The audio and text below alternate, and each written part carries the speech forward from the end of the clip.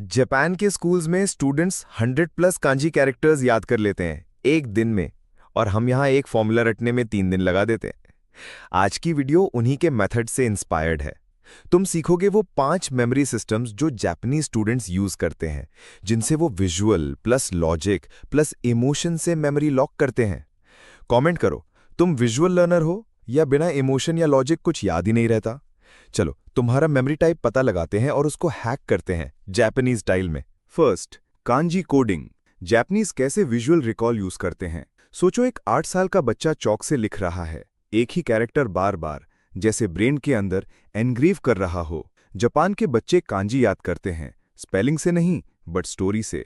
हर कांजी एक इमेज जैसा होता है और वो उसे रियल लाइफ से कनेक्ट करते हैं। जैसे ट्री का कांजी दिखाई देता है एक पेड़ जैसा, ब्रांचेस और रूट्स के पैटर्न से। तुम भी नोट्स में टेक्स्ट के साथ मिनी डूडल्स या सिंबल्स जोड़ो। ब्रेन विजुअल्स को वर्ड से 60,000 टाइम्स फास्टर प्रोसेस करता है। इस एडवांटेज को यूज करो। चलो second tip, mnemonics meet emotion, memory with drama. Japan के मेमोरी कोचेस एक चीज पर बार बार फोकस करते हैं, इमोशन मतलब रिटेंशन। उनका निमोनिक सिस्टम बोरिंग नहीं होता, वो ड्रामेटिक होता है। जैसे mitochondria is equal to power house of the cell को एक एंग्री एनर्जी फैक्ट्री के जैसा इमेजिन करते हैं, जो चिल मारते हुए सेल्स को डांटता है। ये स्टूपिड है, इमोशनल भी, बट काम करता है। इमोशंस तुम्हारे ब्रेन में केमिकल ट्रेस छोड़ते हैं और वो ट्रेस मेमोरी बन जाता है। अपने फ्लैश कार्ड्स में डल फैक्ट्स को थोड़ा ड्रामा दो, फनी फेस, वियर्ड स्टोरी या थोड़ा एग्जैजरेशन, मेमोरी को टर्बो बूस्ट मिलेगा। Third, interleaved practice, mix it up, remember better. तुम मैथ्स के बाद भी मैथ्स पढ़ते हो, फिजिक्स के बाद हमेशा फिजिक्स। जापानीज स्टूडेंट्स ऐसा कभी नहीं करते। वो यूज करते हैं इंटरलीव्ड प्रैक्टिस। टॉपिक्स को एक दूसरे के बीच में घुसा देते हैं, मैथ्स, हिस्ट्री, फिजिक्स, वापस मैथ्स। ब्रेन हर बार टॉपिक स्विच करता है तो एक्टिव रिकॉल किक इन होता है। स्टार्टिंग में थोड़ा मुश्किल लगता है, बट मेमोरी डीप जाती है। नेक्स्ट टाइम पढ़ाई प्लान बनाओ तो सेम मत जोड़ो, सब्जेक्ट्स को अलग अलग मिक्स करो, जैसे ब्रेन को वर्कआउट दे रहे हो। तैयारी तो अभी शुरू हुई है।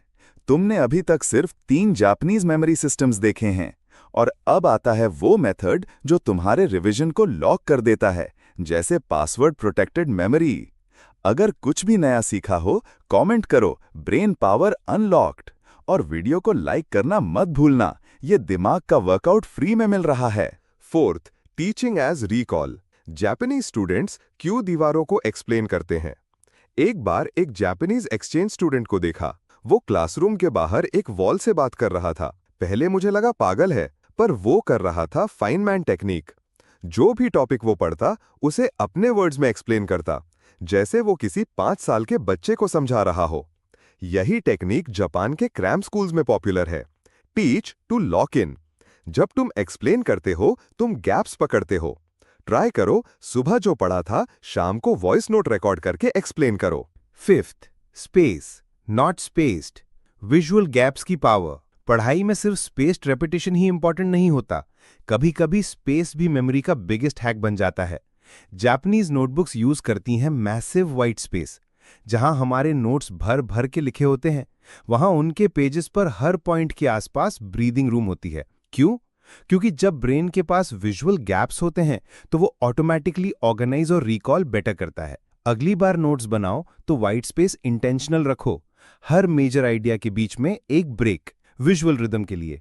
तो अब तुम्हारे पास हैं 5 Japanese memory secrets, visual recall जैसे kanji, emotional mnemonics, topic mixing, Feynman style explanation और विजुअल वाइट स्पेस।